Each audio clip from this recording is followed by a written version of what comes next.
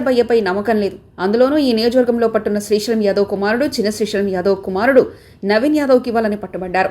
నవీన్ యాదవ్ అయితేనే తాము గెలిపించుకొని వస్తామని హైకమాండ్కు చెప్పినట్లు తెలిసిందే. అయితే పార్టీ అధినాయకత్వం కూడా అజారుద్దీన్ అభ్యర్థిత్వంపై అభ్యంతరం చెబుతున్న రేవంత్ రెడ్డి అండ్ టీంకి బిగ్ టాస్క్ను అప్పగించినట్లయింది.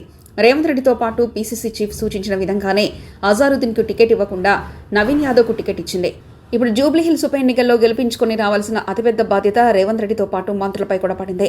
2023 ఎన్నికల్లో అజారుద్దీన్ జూబ్లీహిల్స్ ఉప ఎన్నికల్లో పోటీ చేసి ఓటమి పాలయ్యారు. అయితే తొలినాళ్లలో అజారుద్దీన్కే టికెట్ ఇవ్వాలని నిర్ణయించినప్పటికీ ముఖ్యమంత్రి నుంచి మంత్రులు, పీసీసీ చీఫ్ వరకు ఆయన అభ్యర్థిత్వాన్ని అంగీకరించలేదు. లోకల్గా అందుబాటులో ఉండే వారికి టికెట్ ఇవ్వాలని పట్టుబట్టి నవీన్ యాదవ్కు టికెట్ ఇప్పించుకొని వచ్చారు. కానీ రేవంత్ టీంకు పార్టీ నాయకత్వం జలకివ్వడానికి సిద్ధమైంది. అజారుద్దీన్కి మంత్రి పదవి ఇవ్వాలని నిర్ణయించింది. శుక్రవారం అజారుద్దీన్ రాష్ట్ర మంత్రిగా ప్రమాణ స్వీకారం చేసే అవకాశం ఉంది.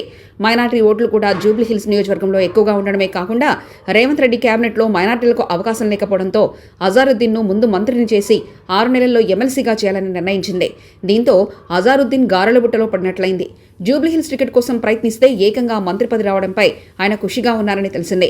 హైకమాండ్ ఆదేశాలతో శుక్రవారం రాజ్భవన్లో అజారుద్దీన్ ప్రమాణ స్వీకారం చేస్తారని పార్టీ వర్గాలు వెల్లడిస్తున్నాయి.